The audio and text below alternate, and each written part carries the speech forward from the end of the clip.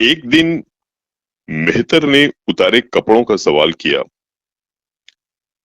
इस बेकारी के जमाने में फालतू कपड़े तो शायद पुलिस वालों या रईसों के घर में हों। मेरे घर में तो जरूरी कपड़े भी काफी नहीं। आपका वस्त्रालय एक बख्शी में आ जाएगा, जो डाक के पार्सल से कहीं भेजा जा सकता है।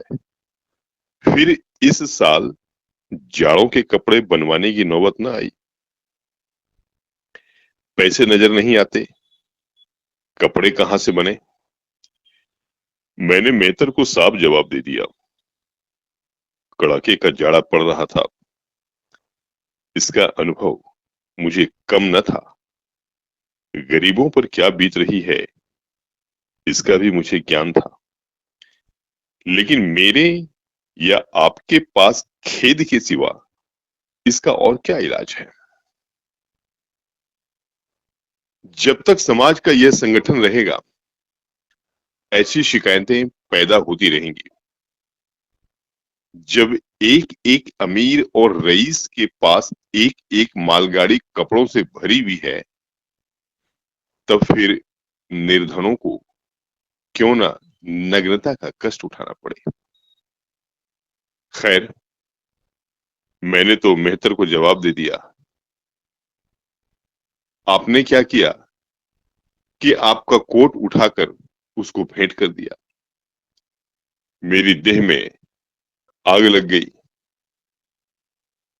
इतनी दानशील नहीं हूं कि दूसरों को खिलाकर आप सो रहो। देवता के पास यही एक कोट था। आपको इसकी जरा भी चिंता न हुई कि पहनेंगे क्या। यश के लोभ ने जैसे बुद्धि ही हर ली। मेहतर ने सलाम किया, दुआएं दी और अपनी राह ली। आप कई दिन सर्दी से ठिठुरते रहे। प्रातःकाल घूमने जाया करते थे, वह बंद हो गया। ईश्वर ने उन्हें हृदय भी एक विचित्र प्रकार का दिया है। फटे पुराने कपड़े पहनते आपको जरा भी संकोच नहीं होता। मैं तो मारे लाज की गड़ जाती हूँ, पर आपको जरा फिक्र नहीं। कोई हंसता है तो हंसे आपकी बला से। अंत में जब मुझसे न देखा गया तो एक कोट बनवा दिया। जी तो जलता था कि खूब सर्दी खाने दूं, पर डरी कि कहीं बीमार पड़ जाए तो और बुरा हो। आखिर काम तो उन्हीं को करना था। आखिर काम तो उन्हीं को करना है। महाशय अपने दिल से समझते होंगे मैं कितना विनीत, कितना परोपकारी हूँ। शायद इन्हें इन बातों का गर्व हो। मैं इन्हें परोपकारी नहीं समझती, न विनीत ही समझती हूँ। यह जड़ता है, सीधी सादी निरीहता।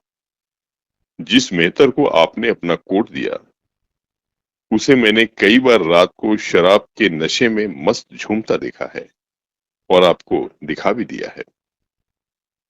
फिर दूसरों की विवेकहीनता की पुरौती हम क्यों करें? अगर आप विनीत और परोपकारी होते तो घर वालों के प्रति भी तो आपके मन में कुछ उदारता होती। यह सारी उदारता बाहर वालों के लिए ही सुरक्षित है। घर वालों को उसका अल्पांश भी नहीं मिलना चाहिए। मेरी इतनी अवस्था बीत गई, पर इस भले आदमी ने कभी अपने हाथों से मुझे एक उपहार भी न दिया। बेशक मैं जो चीज बाजार से मंगवाऊं, उसे लाने में इन्हें जरा भी आपत्ति नहीं, बिल्कुल उज्र नहीं। मगर रुपये मैं दे दूं, यह शर्त है। इन्हें खुद कभी यह उमंग नहीं होती। यह मैं मानती हूं कि बेचारे अपने लिए कुछ नहीं लाते। मैं जो कुछ मंगवा दूं, उसी पर संतुष्ट हो जाते हैं। मगर आखिर आदमी कभी कभी शौक की चीजें चाहता ही है। अन्य पुरुषों को देखती हूँ, स्त्री के लिए तरह तरह के गहने, भांति भांति के कपड़े, शौक सिंगार की वस्तुएं लाते रहते हैं। यहाँ इस व्यवहार का निषेध है। बच्चों के लिए मिठाइयाँ, खिलौने, बाजे शायद जीवन में एक बार भी न लाए। शपथ भी खाली है, इसलिए मैं तो इन्हें कृपण कहूंगी, अरसिक कहूंगी, हृदय शून्य कहूंगी, उदार नहीं कह सकती। दूसरों के साथ इनका जो सेवा भाव है, उसका कारण है इनका यश लोभ और व्यावहारिक अज्ञानता। आपके विनय का यह हाल है कि जिस दफ्तर में आप नौकर हैं, उसके किसी अधिकारी से आपका मेल जोल नहीं। अफसरों को सलाम करना तो आपकी नीति के विरुद्ध है। नजर या डाली नजर या डाली तो दूर की बात है। और तो और कभी किसी अफसर के घर नहीं जाते।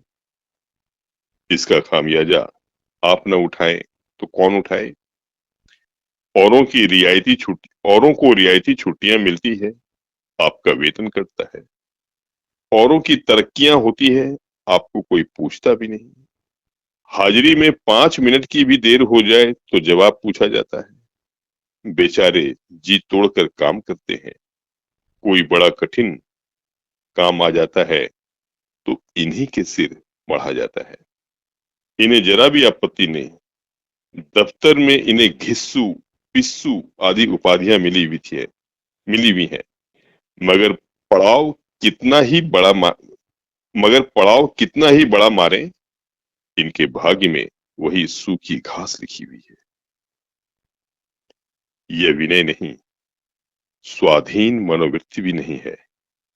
मैं तो इसे समय चातुर्य का अभाव कहती हूँ, व्यवहारिक ज्ञान की क्षति कहती हूँ। आखिर कोई अफसर आपसे क्यों प्रसन्न हो? इसलिए कि आप बड़े मेहनती हैं। दुनिया का काम मुरव्वत और रवादारी से चलता है। अगर हम किसी से खींचे रहें तो कोई कारण नहीं कि वह भी हमसे न खिंचा रहे। फिर जब मन में क्षोभ होता है तो वह दफ्तरी व्यवहारों में भी प्रकट हो ही जाता है। जो मातहत अफसर को प्रसन्न रखने की चेष्टा करता है, जिसकी जात से अफसर का कोई व्यक्तिगत उपकार होता है, जिस पर वह विश्वास कर सकता है, उसका लिहाज वह स्वभावतः करता है। ऐसे सिरागियों से क्यों किसी को सहानुभूति होने लगी? अफसर भी तो मनुष्य है। उसके हृदय में जो सम्मान और विशिष्टता की कामना है, वह कहाँ पूरी हो? जब अधीनस्थ कर्मचारी ही उनसे फिरंट रहे, तो क्या उसके अफसर उसे सलाम करने आएंगे? आपने जहां नौकरी की, वहां से निकाले गए। कभी किसी दफ्तर में 2-3 साल से ज्यादा न टिके, या तो अफसर से लड़ गए या कार्याधिक्य के कारण छोड़ देते। आपको कुटुंब सेवा का दावा है। आपके कई भाई भतीजे होते हैं, वह कभी इनकी बात भी नहीं पूछते। आप बराबर उनका मुंह ताकते रहते हैं। इनके एक भाई साहब आजकल तहसीलदार हैं। घर की मिल्कियत उन्हीं की निगरानी में है। वह ठाठ से रहते हैं। मोटर रख ली है। कई नौकर चाकर हैं, मगर यहाँ भूले से भी पत्र नहीं लिखते। एक बार हमें रुपए की बड़ी तंगी हुई। मैंने कहा, अपने भ्राता जी से क्यों नहीं मांग लेते? कहने लगे, उन्हें क्यों चिंता में डालूं? उन्हें भी तो अपना खर्च है। कौन सी ऐसी बचत हो जाती होगी? जब मैंने बहुत मजबूर किया तो आपने पत्र लिखा। मालूम नहीं पत्र में क्या लिखा। पत्र लिखा या मुझे चकमा दे दिया। रुपये न आने थे, न आए। कई दिनों के बाद मैंने पूछा, कुछ जवाब आया श्रीमान के भाई साहब के दरबार से? आपने रुष्ट होकर कहा, अभी केवल एक सप्ताह तो खत पहुंचे हुए, अभी क्या जवाब आ सकता है। एक सप्ताह और गुजरा, मगर जवाब नदारद। अब आपका यह हाल है कि मुझे कुछ बातचीत करने का अवसर ही नहीं देते। इतने प्रसन्न चित्त नजर आते हैं कि क्या करूं, क्या कहूं। बाहर से आते हैं तो खुश खुश, कोई न कोई शिगुफा लिए हुए। मेरी खुशामद भी खूब हो रही है, मेरे मैके वालों की प्रशंसा भी हो रही है, मेरे गृह प्रबंध का बखान भी असाधारण रीति से किया जा रहा है। मैं इस महाशय की चाल समझ रही थी। ये सारी दिलजोई केवल इसलिए थी कि श्रीमान के भाई साहब के विषय में कुछ पूछ न बैठूं। सारे राजनीतिक, आर्थिक, सामाजिक, आचरिक प्रश्नों की मुझसे व्याख्या की जाती थी, इतने विस्तार और गवेषणा के साथ कि विशेषज्ञ भी लोहा मान जाए। केवल इसलिए कि मुझे वह प्रसंग उठाने का अवसर न मिले। लेकिन मैं भला कब चुकने वाली थी। जब पूरे 2 सप्ताह गुजर गए और बीमे के रुपये भेजने की मिति मौत की तरह सिर पर सवार हो गई, तो मैंने पूछा, क्या हुआ? तुम्हारे भाई साहब ने श्रीमुख से कुछ फरमाया या अभी तक पत्र नहीं पहुंचा? आखिर घर की जायदाद में हमारा भी कुछ हिस्सा है या नहीं? या हम किसी लौंडी दासी की संतान है? 500 रुपए साल का नफा तो 10 साल पहले था, अब तो 1000 से कम न होगा। पर हमें कभी एक कानी कौड़ी भी नहीं मिली। मोटे हिसाब से हमें 2000 मिलना चाहिए। 2000 ना हो, 1000 हो, 500 हो, 250 हो, कुछ ना हो तो बीमा के प्रीमियम भर के तो 2000 ना हो, 1000 हो, 500 हो, 250 हो, कुछ ना हो तो बीमा के प्रीमियम भर के तो हो। तहसीलदार साहब की आमदनी हमारी आमदनी की चौगुनी है, रिश्वतें भी लेते हैं, फिर हमारे रुपए क्यों नहीं देते? आप हे हाँ हाँ करने लगते, कहने लगे, वह बेचारे घर की मरम्मत करवाते हैं, बंधु बांधवों का स्वागत सत्कार करते हैं, नातेदारियों से भेंट भाट भेजते हैं, और कहां से लावें जो हमारे पास भेजे? वाह री बुद्धि बुद्धि! मानो जायदाद इसीलिए होती है कि इसकी कमाई उसी में खर्च हो जाए। इस भले आदमी को बहाने गढ़ने भी नहीं आते। मुझसे पूछते मैं एक नहीं 1000 बता देती। एक से एक बढ़कर कह देते, घर में आग लग गई, सब कुछ स्वाहा हो गया था, या चोरी हो गई, तिनका तक न बचा, या 10,000 का अनाज भरा था, उसमें घाटा रहा, या किसी से फौजदारी हो गई, उसमें दिवाला पिट गया। आपको सूझी भी तो लचर सी बात, तकदीर ठोंक कर बैठ रही। पड़ोस की एक महिला से रुपए कर्ज लिए, तब जाकर काम चला।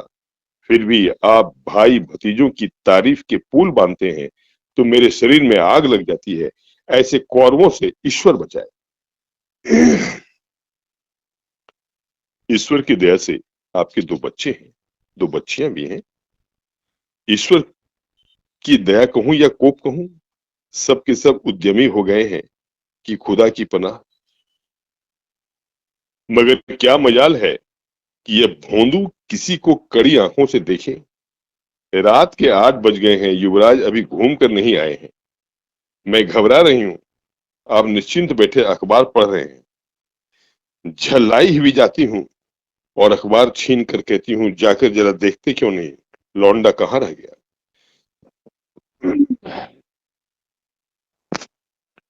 न जाने तुम्हारा हृदय कितना कठोर है।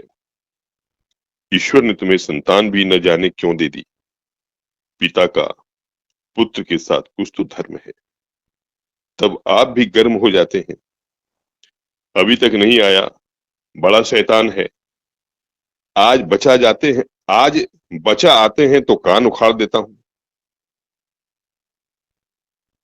मारे हंटरों के खाल उधेड़ कर रख दूंगा।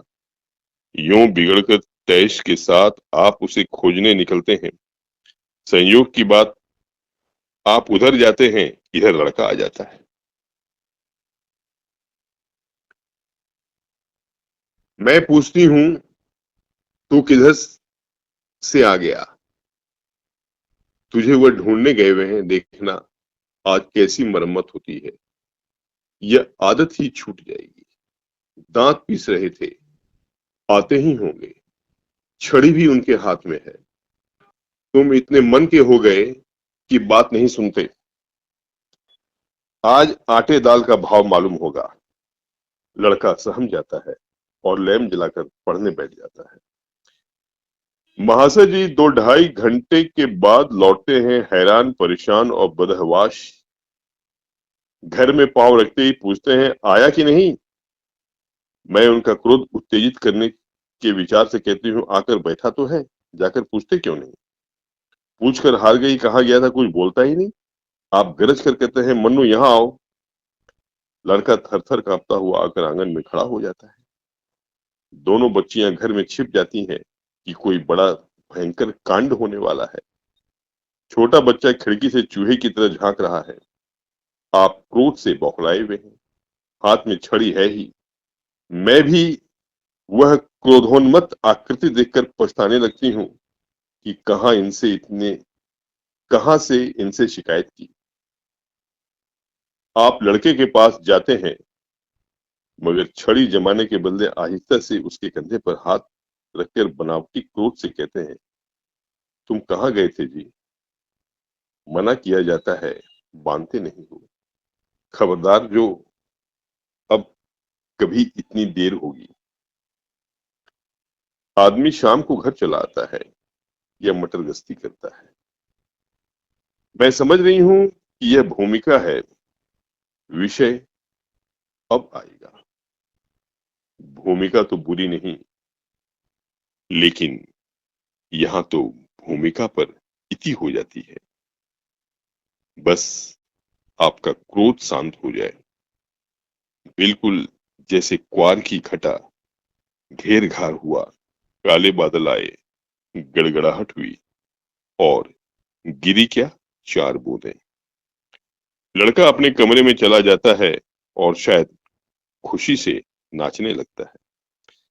मैं पराभूत होकर कहती हूँ, तुम तो जैसे डर गए। भला 2-4 तमाचे तो लगाए होते। इसी तरह तो लड़के शेर हो जाते हैं। आप फरमाते हैं, तुमने सुना नहीं मैंने कितने जोर से डांटा? बचा की जान ही निकल गई होगी। देख लेना जो फिर कभी देर से आए। तुमने डांटा तो नहीं? हाँ, आंसू पोंछ दिए। तुमने मेरी डांट सुनी नहीं। क्या कहना है आपकी डांट का? लोगों के कान बहरे हो गए। लाओ तुम्हारा गला सहला दो। आपने एक नया सिद्धांत निकाला कि दंड देने से लड़के खराब हो जाते हैं। आपके विचार से लड़कों को आजाद रहना चाहिए। उस पर किसी तरह का बंधन, शासन या दबाव न होना चाहिए। आपके मत में शासन बालकों के मानसिक विकास में बाधक होता है। इसी का यह फल है कि लड़के बेनकेल के ऊंट बने हुए हैं। कोई 1 मिनट भी किताब खोलकर नहीं बैठता। कभी गुल्ली डंडा है, कभी गोलियां, कभी कनकौवे। श्रीमान जी लड़कों के साथ खेलते हैं। 40 साल की उम्र और लड़कपन इतना। मेरे पिताजी के सामने मजाल थी कि कोई लड़का कनकौवा उड़ा ले या गुल्ली डंडा खेल सके। खून पी जाते। प्रातः काल से लड़कों को लेकर बैठ जाते थे। स्कूल से ज्यों ही लड़के आते फिर ले बैठते थे। बस संध्या समय आधे घंटे की छुट्टी देते थे। रात को फिर जोत देते। यह नहीं कि आप तो अखबार पढ़ा करें और लड़के गली गली भटकते फिरे। कभी कभी आप सींग कटाकर बछड़े बन जाते हैं, लड़कों के साथ ताश खेलने बैठा करते हैं। ऐसे बाप का भला लड़कों पर क्या रौब हो सकता है। पिताजी के सामने मेरे भाई सीधे ताक नहीं सकते थे। उनकी आवाज सुनते ही तहलका मच जाता था। उन्होंने घर में कदम रखा और शांति का साम्राज्य हुआ। उनके सम्मुख जाते लड़कों के प्राण सूखते थे।